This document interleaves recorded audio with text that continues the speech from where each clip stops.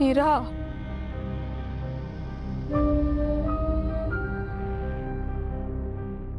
मीरा ग, तुला सांगायचंच राहिलं का की मी तुझी राधाताई आहे, पण बाबांनी दिलेल्या वचनामुळे मला तुला कधी सांगता आलं नाही. तुला वाटत असेल की मला मुक्ती मिळाली आहे, पण कसं सांगू तुला की की मृत्यूनंतर सुद्धा ना माझ्या नशिबात फक्त वेदनाच लिहिल्या आहेत ग.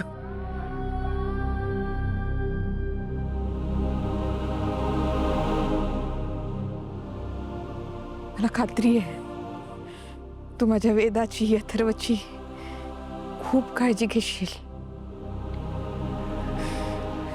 मायाला ना चांगलाच धडा शिकवशील.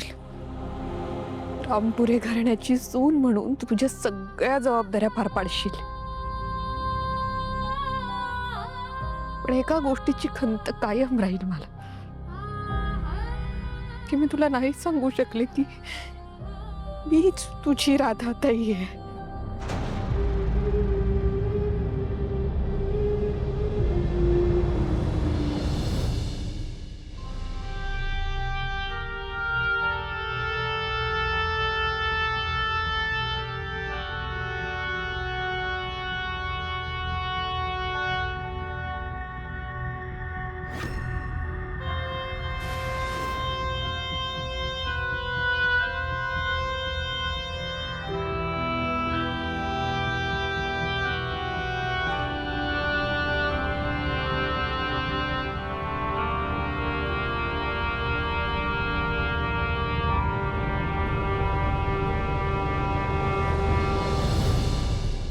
काय झालंय मीरा? तुझी बहीण सापडली याचा आनंद मानायचं सोडून तू इथे अशी अशी बसलीयस. तूच सांग, आपण अजून काय करायला हवं होतं? तसं नाहीये वेदाचे बाबा. तुम्ही माझ्या बहिणीचा शोध घेतला हे खूप आहे माझ्यासाठी, पण ती काय पण काय सांग ना मला. आपण सगळे सोर्सेस सगळीकडनं कन्फर्म केलंय, सगळीकडनं हे क्लिअरली दिसते की मायाच तुझी बहीण आहे. मग तू एक्सेप्ट का करत नाहीयेस? याचं उत्तर नाहीये माझ्याकडे. बुद्धीला सगळ्या गोष्टी कळतायत, पण मनाचं काय? मन हे मानायला तयारच नाहीये. हा, मग त्यासाठी काय करायचं आपण सांग. तू तुझी बहीण समोर असून सुद्धा तिला शोधत बसायचं का? ठीक आहे, करूयात आपण तसं. आपण क्रॉस चेक करूयात, अजून कन्फर्म करूयात, पण तसं करून काहीच होणार नाहीये. फक्त तुझ्या बहिणीसाठी तळमळ वाढत जाणार आहे.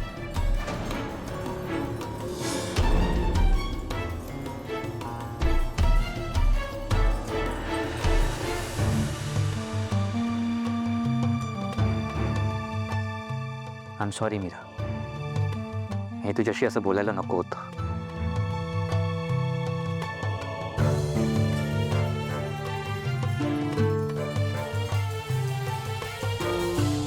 तुझी मनस्थिती समजून घ्यायचा मी अजून प्रयत्न करेन.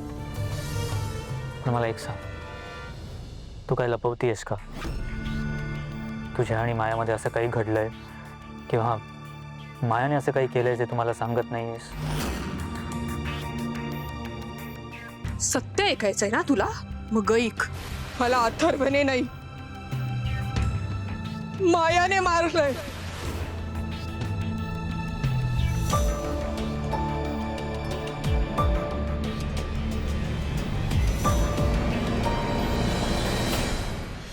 हे आपल्यासाठी फायदेशीर ठरलंय की अंबिका मीराची सख्खी बहीण आहे ही गोष्ट आपल्याला आधीच कळली. त्यामुळे भविष्यात मीराची सख्खी बहीण समोर आली तर काय, ही भीती, हा धोका आपल्याला राहणार नाही आणि आपल्याला आपला प्लॅन नीट एक्झिक्यूट करता येईल. मॅडम, पण हा प्लॅन 100% वर्क होईल ना? 100%. फक्त तुला हे नाटक खूप छान रंगवावं लागेल माया. I will do that.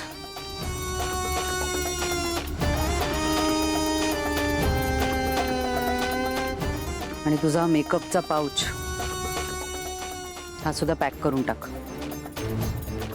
काही गरज नाहीये निघताना मेकअप करायची. चेहरा कसा डल दिसला पाहिजे, दुःख दिसलं पाहिजे चेहऱ्यावरती. Okay got it.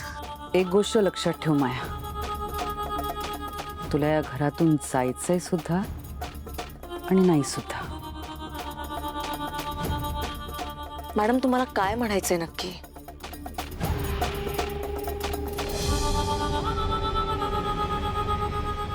मीरा तुझी सख्खी बहीण आहे, पण ती तुझा द्वेष करते म्हणून तुला हे घर सोडून जायचंय असं वाटलं पाहिजे सगळ्यांना.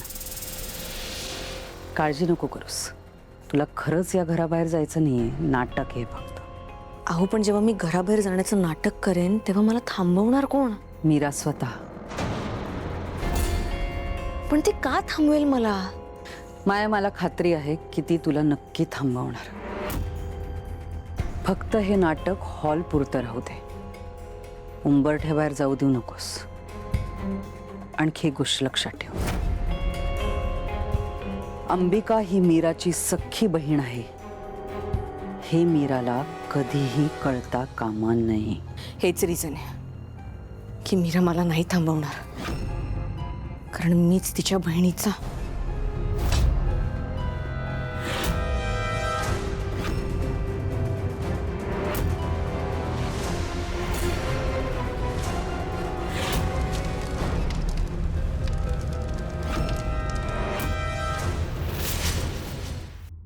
मायाने असं काही केलंय जे तुम्हाला सांगत नाहीयेस?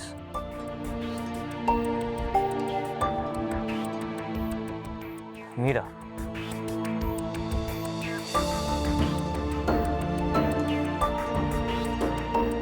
ठीक आहे, सांगायचं नसेल तर नको सांगूस, काही हरकत नाही. मीरा, तू तुझ्या बहिणीची इतकी वर्ष वाट बघितलीयस. तुझ्या आणि मायामध्ये जो काही वाद असेल तो तुझी बहीण सापडली यापेक्षा मोठा असू शकत नाही. रक्ताच्या नात्यांमध्ये काही गोष्टी सोडून द्याव्या लागतात. वाद, आर्ग्युमेंट्स या गोष्टी नात्यांपेक्षा मोठ्या नसतात. या गोष्टीचा विचार करून बघ, कदाचित तुला गोष्टी एक्सेप्ट करायला इझी पडेल. दादा, मीरा वहिनी, सॉरी, ती माया घर सोडून चालली आहे.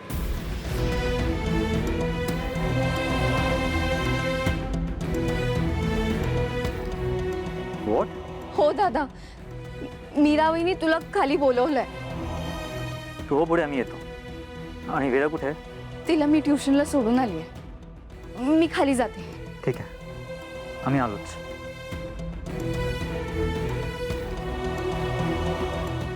काय करायचंय मीरा? मायाला थांबवायचंय की जाऊ द्यायचंय?